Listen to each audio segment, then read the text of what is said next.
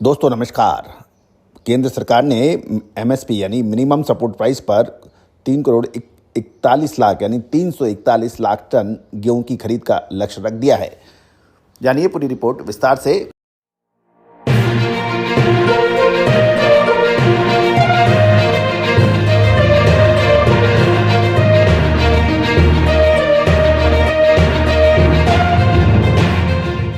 दोस्तों नमस्कार। Colonel Ajay, CEO Ajay astro money group, first global astro finance digital channel से आपसे मुखातिब होता हूं। आज 1 अप्रैल सन 2023 शनिवार। दोस्तों Ajay astro money group 42 commodities 5 market पर देता है लगातार अपडेट विश्लेषण। दोस्तों हम वर्तमान ही नहीं भविष्य का भी करते हैं सटीक आकलन। दोस्तों तिलहन, दलहन, मसाला, अनाज के अतिरिक्त सोना, चांदी, कच्चा तेल, शेयर बाजार और करेंसी बाजार पर देश का पहला चैनल जो लगातार अपडेट देता है, विश्लेषण देता है, खबर देता है जो सत्य साबित भी होती हैं। दोस्तों केंद्र सरकार ने एमएसपी यानी मिनिमम सपोर्ट प्राइस पे 341 लाख यानी 3 करोड़ 41 लाख टन गेहूं की सरकारी खरीद का लक्ष्य रखा है।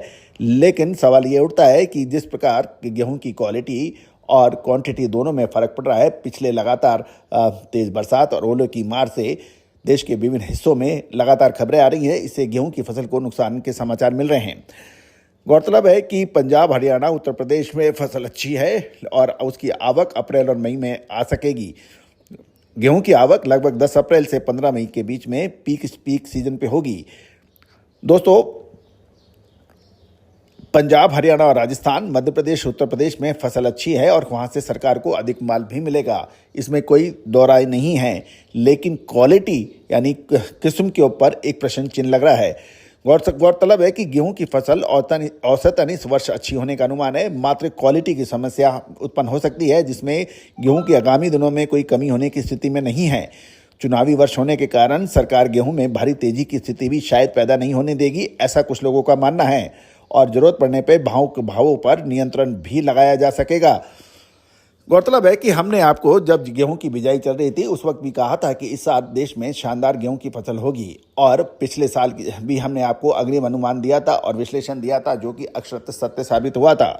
दोस्तों राजस्थान की हम बात करें तो राजस्थान में हाल में वर्षा के कारण गेहूं की फसल को भारी नुकसान हुआ है, और ये नुकसान मात्रा की दृष्टि से तो हम लोग अधिक नहीं कहेंगे, लेकिन उत्पादन में कोई बहुत बड़ी कमी नहीं होगी, लेकिन क्वालिटी डैमेज होने के समाचार मिल सकते हैं।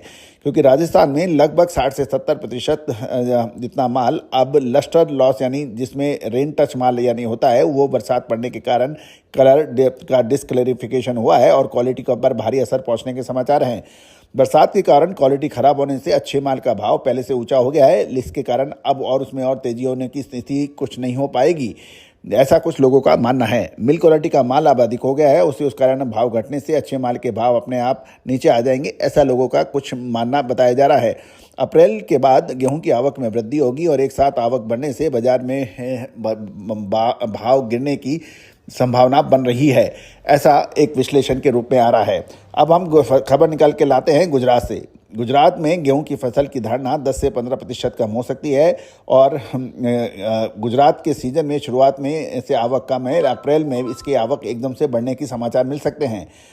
दोस्तों सौराष्ट्र में लगभग 60 से 70% माल बाजार में गेहूं का हो गया है। वहाँ पे 30% जो माल बाजार है वो मजबूत हाथों में है, जिसके कारण अच्छा भाव मिलने पर ही बिक्री करेंगे। दोस्तों सबसे महत्वपूर्ण ये रहेगा कि अब एक बड़ा प्रश्न सभी के दिमाग में है, वो ये है कि गेहूं के भाव आगे कैसे रह सकेंगे।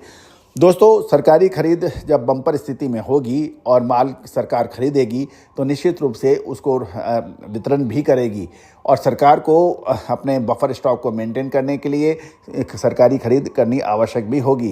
दोस्तों आपको याद होगा हमने सबसे पहले गेहूं में तेजी, उसके बाद मंदी के लगातार विश्लेषण दिए थे जो सत्य साबित हुए थे। आगे आने वाले 1.5 से 2 महीनों में गेहूं के विश्लेषण के लिए कुछ प्रश्न जो दिमाग में हैं वो हम आपके सामने रख रहे हैं।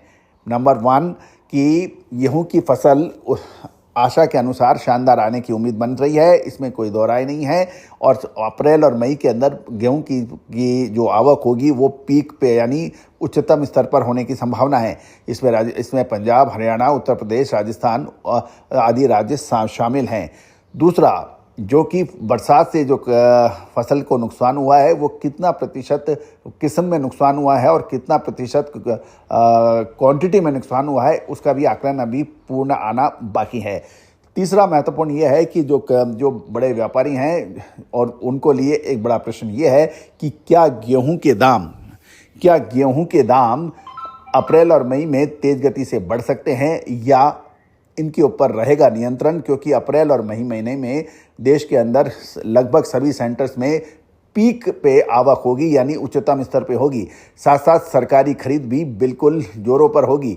ऐसी स्थिति के अंदर किसान उच्चतम भावों के ऊपर क्या अपने कृषि यानी अपनी फसल का सही भाव मिल पाएगा उसको, क्या वो सरकार को देगा या फिर व्यापारियों को, ये एक बड़ा प्रश्न है। आप कमेंट बॉक्स में अपनी राय अवश्य दीजिए। आप को गेहूं का आपकी क्वालिटी के अनुसार कितना भाव उचित लगता है और कितना भाव मिलना चाहिए, आप कमेंट बॉक्स में लिखिए। हमने अपने सभी क्लाइंट्स को हमारी रिसर्च गेहूं पर मई और अप्रैल और मई महीने की प्रेषित कर दी है। आप भी यदि मक्का, बाजरा, गेहूं, मसाला, दलहन, तिलहन, कपास, इस पे विशेष रिपोर्ट चाहते हैं तो आप हमसे संपर्क अवश्य करें।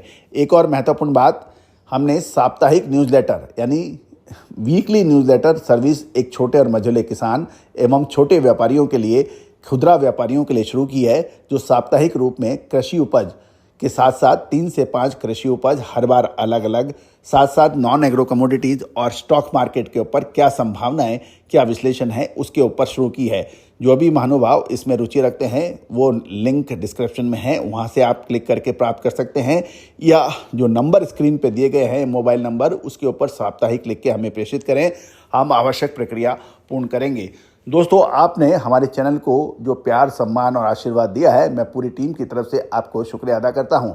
गेहूं पर एक बार पुनः हमारी बात सही साबित हो और आगे इसके ऊपर हम लगातार अपडेट देंगे, आपकी राय भी जानेंगे और हमारा क्या आकलन है वो भी हम देंगे। हम आपको सूचनाएं सारी देंगे, विश्लेषण भी हम टाइम पर देंगे। अतः हमारे चैनल पर लगातार बने रहिए। All the very best, good luck, happy trading.